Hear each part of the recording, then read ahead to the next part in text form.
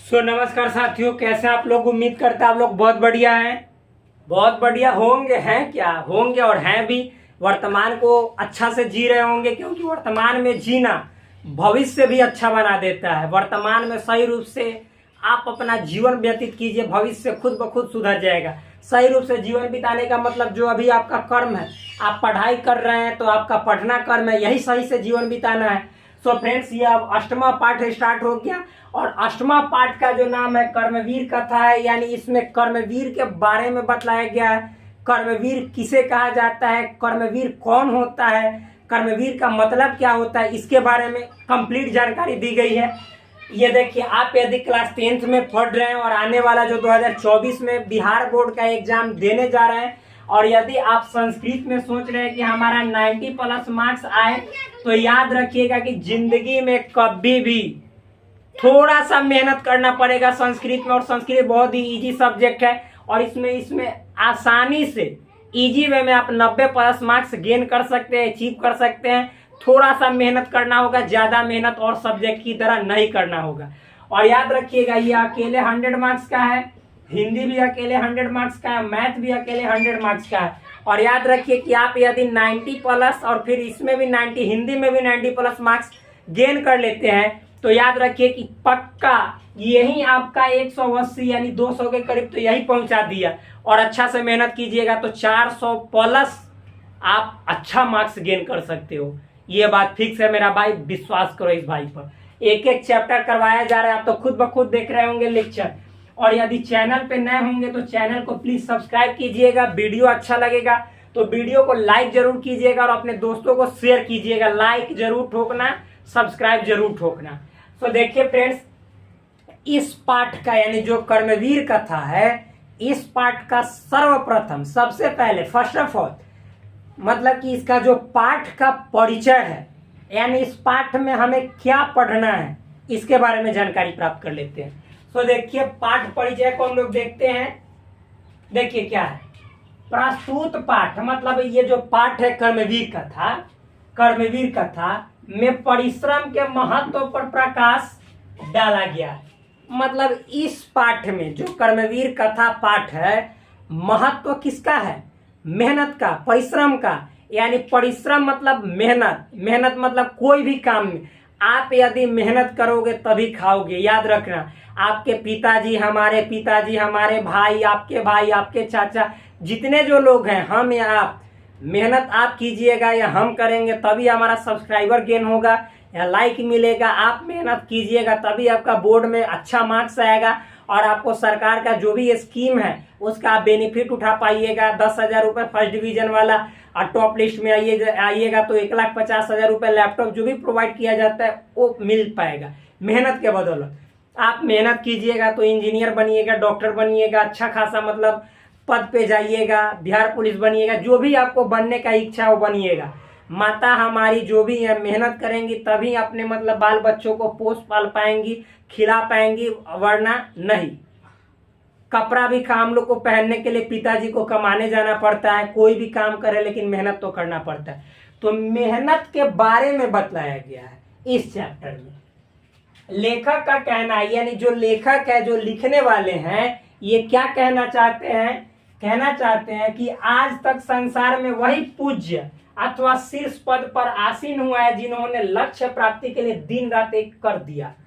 मतलब लेखक बोलते हैं, जो लेखक महोदय हैं, वे कह रहे हैं कि आज तक मतलब शुरू से प्रारंभ, जब से धरती बना और मानव जीवन की उत्पत्ति हुई और मानव सब चीज समझने बूझने लगा, तब से लेकर अभी तक वही इस दुनिया में, इस संसार में, इस जग में पूज्य है अथवा सफल हुआ है या बहुत बड़े बड़े पद पे, पोस्ट पे बैठा हुआ है, जो अपने जीवन में रात दिन एक करके मेहनत किया है। मतलब एक तरह से बोला जाए बहुत कठिन परिश्रम किया है। तब आप प्रारंभ में भी देख लीजिए, जो लोग घुमंतु थे यानी इधर उधर घूमकर भोजन प्राप्त करते थे, या पेड़ पौधों से जो भी पेड़ पौधों के उत्पाद होते थे, जैसे पेड़ पौधों से फल प्राप्त करना, फिर मधुमक्खियों के छाता से मधु निकालना, शहद प्राप्त करना, तो ये जितने जो काम हुए, आप एक जगह बैठे रहोगे मिल जाएगा क्या, कभी नहीं। It is never possible. So भाई, आपको इसके लिए इधर से उधर भटकना पड़ेगा, घूमना पड़ेगा, उसकी तलाश करनी पड़ेगी, तभी आपके पेट में भी भोजन जा पाएगा। उसी तरह से कोई भी काम है आप कीजिएगा तभी उसका परिणाम आपको सामने आएगा, अदरवाइज नहीं आने वाला है। आप लगातार मेहनत अच्छे तरीके से कर रहे हैं, रात दिन एक करके मेहनत कर रहे हैं, कठिन परिश्रम कर रहे हैं, आप जो चाहिएगा अपने जीवन में उस पद पर बैठना चाहिएगा जिस पद को आप चाहते हैं, आसानी से पा सकते हैं, वरना ऐसे तो कोई नहीं पा सकता। आगे देखिए, फिर भाई उसके बाद है परिश्रम जीवन की मूल शक्ति है। आप यदि जिंदा हैं तो इसका मतलब है कि आप जरूर परिश्रम कर रहे हैं, वरना मरे हुए को कभी देखा है आपने परिश्रम करते हुए? वो कैसे परिश्रम करेगा? जीवित व्यक्ति को ही कोई भी परेशानी होती है, जीवित व्यक्ति को ही तरह तरह के दुविधा होती है, कष्ट होते हैं, समस्याओं का सामना करना पड़ता है, पढ़ना पड़ता है, कमाना पड़ता है। जो काम है जीवित लोग ही करते हैं, वरना जो मर गया उसको क्या करना है? कभी भी मुर्दे सांस लेते हैं क्या? नहीं। जिनमें जान होती है वही सांस लेते हैं, और जो सांस लेते हैं याद रखना कि जीवन की हर परिस्थितियों से उन्हीं को गुजरना पड़ता है। सांस लेना इस संसार में इतना सिंपल बात नहीं है। सांस भी लेने के लिए आपको रात दिन मेहनत करना पड़ता है, अपने जीवन को अच्छा से एक तरह से देखा जाए तो स्वस्थ रखना पड़ता है, वरना जो मर गया वो तो चला गया, वो कभी ना तो उसको परेशानी है ना उसको मेहनत करना है, कुछ नहीं करना, वो हर समस्याओं से एक तरह से मतलब निपटारा पा गया। तो जिंदगी में जो जीवित है उसी को परिश्रम करना है। तो वही बोला जा रहा है यहाँ पे कि परिश्रम जीवन की मूल शक्ति है, मेहनत ही आपका जीवन का शक्ति है, वरना तो मृत्यु वाले को, जो मर गया उसको तो कोई परिश्रम नहीं। इसके लिए जाति पाति ऊंच नीच आदि का कोई मूल्य नहीं होता। आप याद रखिएगा, आप सोचिएगा कि जो उच्च जाति के लोग हैं वो मेहनत करेंगे तो उसका नाम होगा, गलत। कोई भी जाति से हो, आप यदि परिश्रम करोगे, मेहनत करोगे, दुनिया के एक मतलब पर्दे पे आ जाओगे। एक तरह से आकाश में मतलब बहुत सारे सितारे हैं, लेकिन सूर्य की भांति तुम दिखाई देना शुरू कर दोगे। रात में अकेले तुम चांद की भांति दिखाई देना शुरू कर दोगे। तो ये कैसे पॉसिबल है? मेहनत से पॉसिबल है, और तुम अपना एक अलग छाप छोड़ोगे। आप देखो डॉक्टर भीमराव अंबेडकर, क्या ये मतलब उच्च जाति के थे? नहीं, महार जाति के थे, जिसको हम लोग आम भाषा में डोम कहते हैं। ये इतने मतलब नीच जाति के लोग, मतलब जो डॉक्टर भीमराव अंबेडकर थे, इतने नीच जाति के पुरुष थे कि अपने मेहनत के बदौलत, अपने कर्म के बदौलत, अपने शिक्षा के बदौलत रात दिन एक करके अपने मतलब कि जो भी अधिकार के लिए लड़ाई लड़े, उस मेहनत के बदौलत ये पूरी मतलब एक तरह से देखा जाए भारतवर्ष में हम सभी के लिए पूजनीय है। और जो हमारा देश आज चल रहा है तो उन्हें नीच जाति के बनाए गए, जो मतलब ऐसा नहीं कहना चाहिए, नीच जाति के जो पुरुष माने जाते थे, हम लोग सभी मानते थे, उनके द्वारा बनाए गए नियम पे ये देश काम कर रहा है। भाई देश कभी भी नीच जात से नहीं मतलब रखता है। देश को मेहनत वाला पुरुष चाहिए, जो परिश्रमी है, जो मतलब अपने काम पर फोकस करने वाला है, देश उसी की इज्जत करता है, कोई भी हो। आगे देखिए, तो वही बात है कि परिश्रम ऊंच नीच ये सब नहीं देखता। जो परिश्रम करता है वो बहुत आगे जाता है, वो अपने जीवन में हर ऊंचाइयों को पा लेता है, मतलब कि जिंदगी के हर सुख को प्राप्त कर लेता है। आगे देखिए, परिश्रम के बल पर कोई भी जीवन संग्राम में विजय प्राप्त कर सकता है। आप देख लीजिए, श्री रामचंद्र अयोध्या से वनवास गए, वनवास के बाद से फिर लंका नगरी में गए, लेकिन उनके पास देखिए कुछ नहीं था, लेकिन फिर भी सब कुछ था। अपने मेहनत के बदौलत, अपने साहस के बदौलत, प्रेम के बदौलत, परिश्रम के बल पे, और रावण पे विजय पा लिए, लंका नगरी पे विजय पा लिए। सो फ्रेंड्स, याद रखिएगा कि इस दुनिया में मेहनत के अलावा दूसरा और कोई ऑप्शन नहीं है, दूसरा कोई विकल्प ही नहीं है। आपको महान बनने के लिए मेहनत करना पड़ेगा। एक मजदूर भी रात दिन मेहनत करता है, तब उसको 500 या 700 रुपये प्राप्त होता है, तो शाम को खुशी से लौटता है, और वो उसके खून पसीना का मतलब एक तरह से पारिश्रमिक रहता है, वेतन रहता है, मतलब फल रहता है। तब देखिए कितना खुशी से जीवन जीता है, और उतना ही में अपना भी जीवन व्यतीत करता है और अपने परिवार का भी जीवन व्यतीत करवाता है। तो फ्रेंड्स, मेहनत हमेशा फलदायी होता है, फल देने वाला होता है। आगे देखिए, अब्राहम लिंकन, भीमराव अम्बेडकर, कर्पूरी ठाकुर, हमारे जितने जो महापुरुष हुए वो मेहनत परिश्रम के बल पे ही तो अंग्रेजों से लोहा लेकर और फिर देश को आजाद करवाए। ये तो सिंपल सी बात, दूसरे जगह जाने की क्या जरूरत है। अपने देश में महापुरुषों की जीवन को देख लीजिए, मतलब अपने देश की आजादी के लिए, सभी लोगों की रक्षा के लिए, अधिकार के लिए खुद के जान को हंसते हंसते गंवा दिया। भगत सिंह, खुदीराम बोस, बहुत सारे ऐसे, चंद्रशेखर आजाद, देखिए बहुत सारे उदाहरण हैं। अब्राहम लिंकन, भीमराव अम्बेडकर, कर्पूरी ठाकुर आदि इसके ज्वलंत प्रमाण है। मतलब परिश्रम के बल पे कैसे आगे बढ़ा जाता है अपने जीवन में और पूरे जीवन में, मतलब भारत से लेकर दुनिया में कैसे लोग अपने मेहनत के बदौलत छाप छोड़ता है। महात्मा गांधी देख लीजिए, भारत में ही पूजनीय नहीं है, दक्षिण अफ्रीका चले जाइए, इनका बहुत बड़ा मूर्ति बना हुआ है। आप न्यूयॉर्क सिटी में चले जाइए, बहुत बड़ा मूर्ति बना हुआ है। देश के, दुनिया के अलग अलग हिस्सों में इनका पूजा किया जाता है, इनके कर्म के बदौलत। महात्मा गांधी के शरीर को नहीं, याद रखिएगा, इनके आचरण को, व्यवहार को, इनके परिश्रम को, मेहनत को, सबको इस्लाम ठोकते हैं। तो अब्राहम लिंकन, भीमराव अम्बेडकर, ये सभी ऐसे ही पुरुष हैं।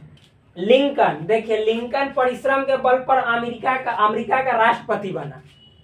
जो अब्राहम लिंकन थे वो अपने जीवन में इतने ज्यादा संघर्ष किए, लेकिन कभी संघर्ष से हार नहीं माने, लगातार संघर्ष करते रहे, मेहनत करते रहे, परिश्रम करते रहे, और एक दिन अमेरिका के सबसे ऊंचे गद्दी पर अब्राहम लिंकन बैठे।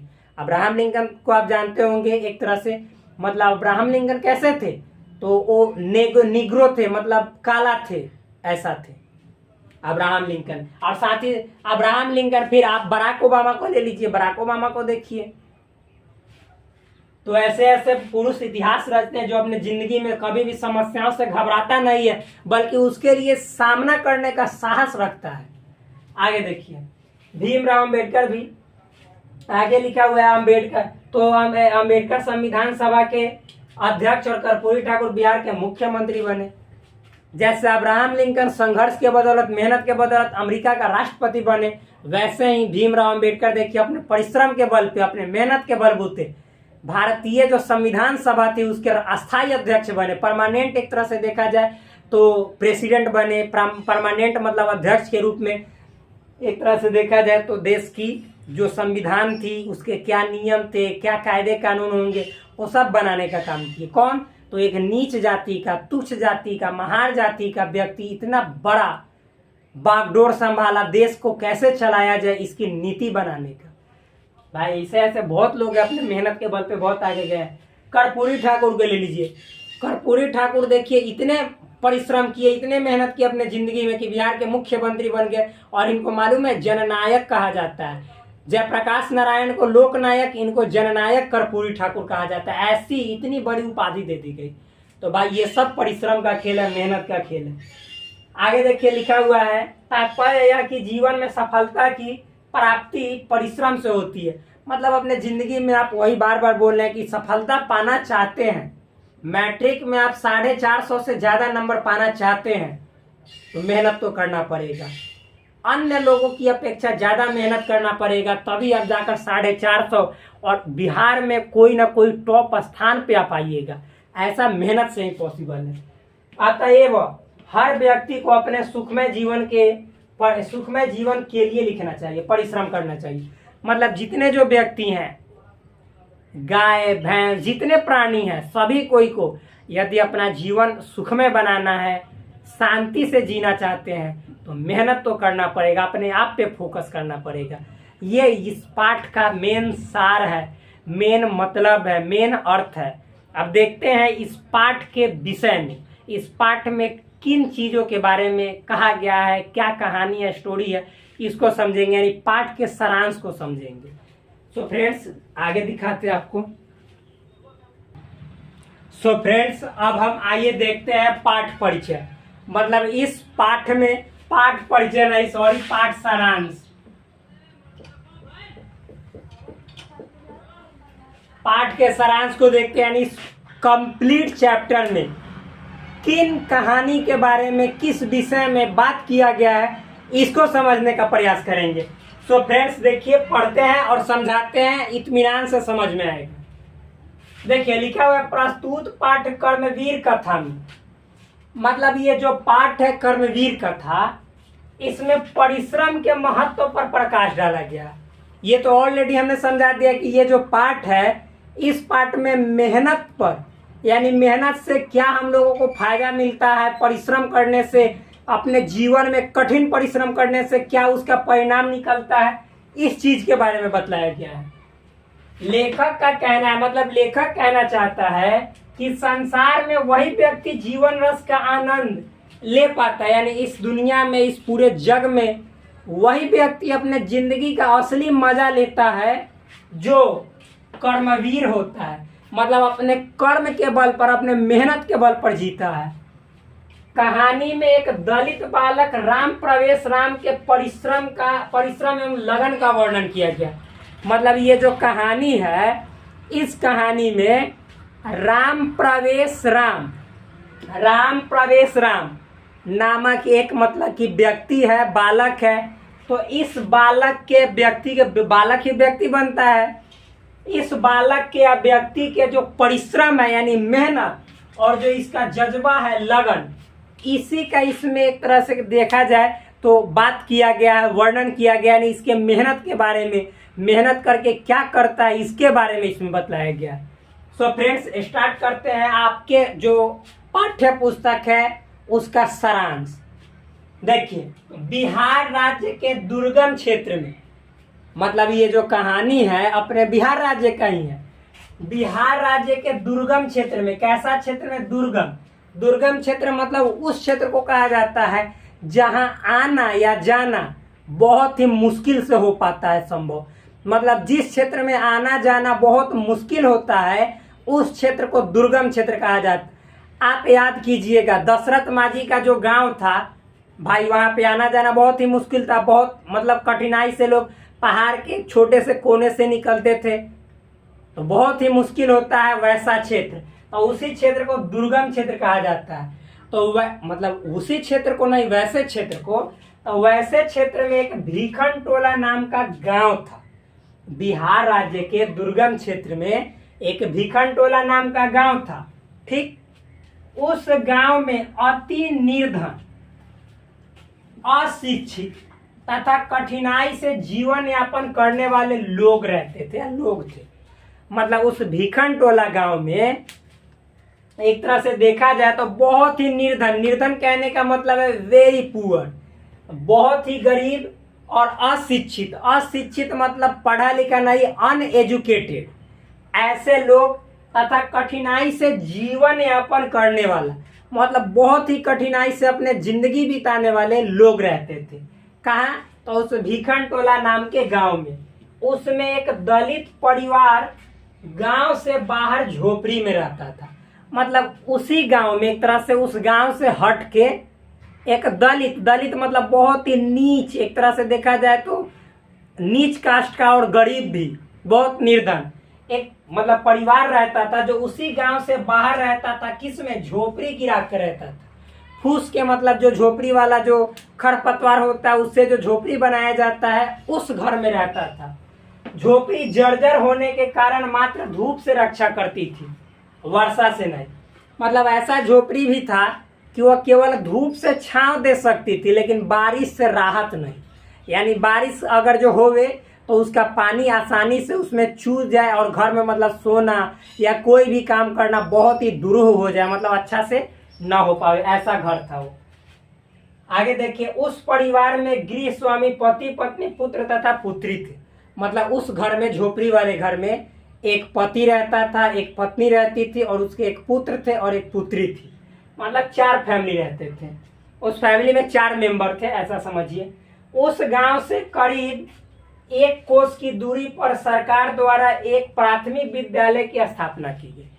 मतलब उस जो गांव है, तो उस गांव से करीब 1 कोस मतलब हम लोग ऐसे तो बोलते हैं 1 कोस में 3-3.5 किलोमीटर के करीब, तो 1 कोस की दूरी पर, यानी 3 किलोमीटर की दूरी पर एक प्राथमिक विद्यालय की स्थापना की गई। कैसे स्कूल की? प्राथमिक मतलब प्राइमरी स्कूल जो होता है, उसका एक तरह से एस्टेब्लिशमेंट हुआ, यानी स्थापना हुआ। उस विद्यालय में, उस स्कूल में नवीन दृष्टि वाले सामाजिक समरसता के पक्षधर एक शिक्षक है। मतलब उस स्कूल में, उस विद्यालय में एक नए विचार वाले, नए विचार कहने का मतलब है जिस शिक्षक का जो विचार हो आधुनिक दृष्टि वाला हो, जैसे महिलाओं को भी शिक्षा का अधिकार हो, पुरुषों को भी शिक्षा का अधिकार हो, साथ ही साथ निर्धन, ऊंच नीच, छोट, मतलब जो भी उच्च जाति नीच जाति होता है, सबको ही को एक समान विधि के समक्ष यानी कानून के समक्ष सबको एक नजर से देखा जाए, यही तो आधुनिक की तरह से देखा जाए तो विचार है, दृष्टि है। तो वैसे शिक्षक है उस स्कूल में।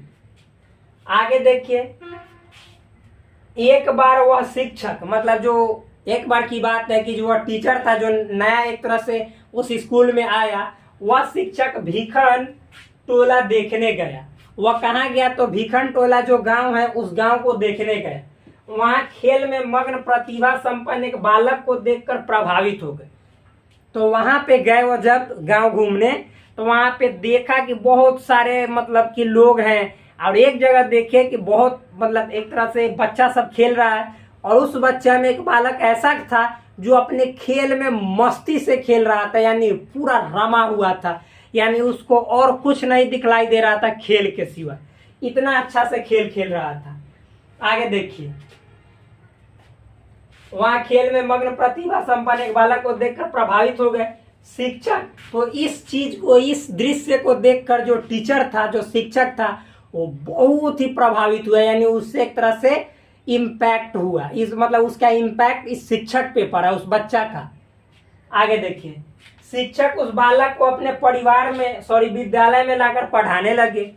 अब जो शिक्षक थे उस मतलब बच्चा के या बालक के माता पिता से बात उत करके और अपने स्कूल में लाए और उसको पढ़ाने में मतलब एक तरह से मतलब मेहनत करने लगे, उसको पढ़ाने लगे। आगे देखिए, बालक भी उनकी पढ़ाई से उत्साहित होकर मन लगाकर पढ़ने लगा, और जो बालक था उनके पढ़ाई से खुश होकर खूब दिल से पढ़ने लगा। वह जो बालक था जो खेल में मग्न था, इस प्रकार अपने परिश्रम एवं लगन के फलस्वरूप उच्च माध्यमिक परीक्षा में उसने प्रथम स्थान प्राप्त किया तथा छात्रवृत्ति से महाविद्यालय में नाम लिखवाया। तो इतना मन से पढ़ा, इतना मेहनत के साथ पढ़ा, इतनी लगन के साथ पढ़ा कि वह अपने लगन एवं मेहनत के बदौलत जो उच्च माध्यमिक विद्यालय होता है उसमें प्रथम स्थान लाया, परीक्षा में उसने प्रथम स्थान प्राप्त किया। और जब फर्स्ट डिवीजन आया तो उसको एक तरह से छात्रवृत्ति यानी स्कॉलरशिप, प्रोत्साहन राशि मिला, और उसी स्कॉलरशिप से, उसी छात्रवृत्ति से वह महाविद्यालय यानी कॉलेज में नाम लिखवाया, कॉलेज में नाम लिखवाया। आगे देखिए, महाविद्यालय में भी अपने परिश्रम तथा लगन के कारण शिक्षकों का अति प्रिय हो गया, और वह बालक इतना मेहनती था। राम प्रवेश राम, देखिए आगे चर्चा आएगा, मैंने ऑलरेडी बतलाया, अभी नाम उनका नहीं आया, आगे आएगा। और वो अपने मेहनत से, अपने लगन से, इतना मेहनत से पढ़ रहे थे, इतना लगन के साथ पढ़ रहे थे कि कॉलेज में भी मतलब महाविद्यालय में भी जितने जो शिक्षक थे, टीचर्स थे, उनका बहुत एक तरह से देखा जाए तो प्रिय हो गया, फेवरेट स्टूडेंट हो गया। आगे देखिए, वह हर क्षण पूर्ण मनोयोग से पठन पाठन में बिताने लगा, मतलब अपना एक एक समय पूरे दिल से जज्बा के साथ पढ़ाई लिखाई में बिताने लगा। कौन? वह लड़का, बालक। फलतः स्नातक की परीक्षा में प्रथम स्थान प्राप्त कर महाविद्यालय की प्रतिष्ठा बढ़ाई, और वह स्नातक मतलब ग्रेजुएशन में पहला स्थान प्राप्त किया, यानी फर्स्ट डिवीजन आया, और अपने कॉलेज का नाम रोशन किया। ऐसी सफलता के कारण सर्वत्र उसकी प्रशंसा होने लगी, और ऐसा जब उसको एक तरह से सफलता मिला, सक्सेस मिला, मतलब फर्स्ट डिवीजन ग्रेजुएशन में आया, बीए जिसको बोलते हैं हम लोग, बीए बीएससी सब चीज बोलते हैं, तो उसमें जब फर्स्ट डिवीजन आया तो उसका नाम चारों तरफ गूंजने लगा, यानी उसका शोर होने लगा उस बालक का। उसका नाम क्या था तो जानते हैं, राम प्रवेश राम, आगे भी आएगा। अब नेक्स्ट देखते हैं भाई इसके बाद। सो फ्रेंड्स देखते हैं, देखिए तो वह मतलब स्नातक में पूरा अच्छा तरह से मतलब मन लगाकर पढ़ा और लगन के साथ पढ़ा, तो वह क्या आया, फर्स्ट डिवीजन आया, अपने महाविद्यालय कॉलेज का नाम रोशन किया, और साथ ही साथ उसका अब नाम चारों तरफ गूंजने लगा, यानी चारों तरफ उसका प्रतिष्ठा बढ़ गया, यानी उसकी इज्जत होने लगी। आगे देखिए, वर्ष के अंत में उसी साल वर्ष के अंत में यानी अंतिम साल में जब भारतीय लोक सेवा की परीक्षा वह दिया, मतलब इंडियन लोक सेवा का मतलब आप लोग जानते हैं, जैसे पब्लिक सर्विस, जो इंडियन पब्लिक सर्विस होता है, इंडियन पब्लिक सर्विस यानी IPS, Indian public service commission, Indian public service commission, लेकिन यहाँ पे एक तरह से लिखना चाहिए यूनियन पब्लिक सर्विस कमीशन यानी यूपीएससी। जब उन्होंने यूपीएससी, क्योंकि भाई भारतीय का मतलब होता है एक तरह से संघ लोक सेवा आयोग यानी यूनियन पब्लिक सर्विस कमीशन। तो जब उसने यानी कौन, राम प्रवेश राम ने उसी साल के अंत में जब यूपीएससी का एग्जाम दिया तो उसमें शानदार सफलता पाई, यानी उसमें भी इसको अच्छा खासा रिजल्ट आया। किसमें? यूपीएससी में। और वह क्या, मतलब आईएएस ऑफिसर बन गया। साक्षात्कार में यानी इंटरव्यू में समिति के सदस्य उसके ज्ञान, पारिवारिक परिवेश एवं परिश्रम से अति प्रसन्न हुए। जब उनका इंटरव्यू हुआ तो उनके इंटरव्यू में जो कमेटी के मेंबर थे, यानी जब मान लीजिए इंटरव्यू होता है तो इंटरव्यू में जो बोर्ड मेंबर होता है, यानी जिस बोर्ड में आपका एक तरह से इंटरव्यू होता है तो उसमें बहुत सारे मेंबर होते हैं, बोर्ड मेंबर, तो उनके भी जितने मेंबर थे, इनके ज्ञान को देखकर, इनकी पारिवारिक जो परिवेश था उसको देखकर, इनके मेहनत परिश्रम को देखकर बहुत ज्यादा खुश हुए, प्रसन्न हुए। आजकल संप्रति मतलब आजकल राम प्रवेश राम अपने प्रांत तथा केंद्रीय शासन में काफी प्रतिष्ठा पा रहे। मतलब समझिए आजकल का बात है, यहाँ पे कह रहा है राइटर कि जो राम प्रवेश राम है वो अपने राज्य में भी इज्जत पा रहा है और केंद्रीय शासन में, यानी जो सेंट्रल, एक तरह से सेंट्रल सर्विस है ये सब, तो सेंट्रल सर्विस में मतलब जो प्रशासन के क्षेत्र है यानी यूपीएससी में, आईएएस के फील्ड में वह अच्छा काम कर रहा है, मतलब सेंट्रल लेवल पर भी, और साथ ही साथ प्रतिष्ठा यानी अपने अच्छे काम के कारण वह इज्जत पा रहा है, यानी प्रतिष्ठित हो रहा है चारों तरफ, देश भर में और अपने स्टेट में भी। ये राइटर कह रहे हैं उनकी प्रशासन क्षमता एवं संकट की स्थिति में उनके द्वारा लिए गए निर्णय अति प्रशंसनीय होता है। यानी ऐसी सिचुएशन आ जाए जहां पे लगने लगे कि इस सिचुएशन को हैंडल कैसे किया जाएगा, किस सोच विचार के साथ इस परिस्थिति का सामना किया जाएगा, तो वैसे परिस्थिति में जो राम प्रवेश राम है वो अपने मेहनत वाला जो बुद्धि अर्जित किए हैं उसके बदौलत अच्छा एक तरह से देखा जाए निर्णय लेते हैं। निर्णय मतलब कि अच्छा सुझाव देते हैं सरकार को, या जो भी मतलब अपने प्रशासन के ऊपर उनसे जो सीनियर लेवल के पर्सन है उनको अच्छा सुझाव देते हैं, जिसके कारण इनका नाम और भी आगे जा रहा है, और भी आगे बढ़ रहा है। इनकी प्रशासन क्षमता से सब कोई खुश है, सब कोई प्रसन्न है। आगे देखिए, वास्तव में यह कर्मवीर सारी बाधाओं से जूझते हुए आज प्रशासन के क्षेत्र में अति लोकप्रिय हो गए।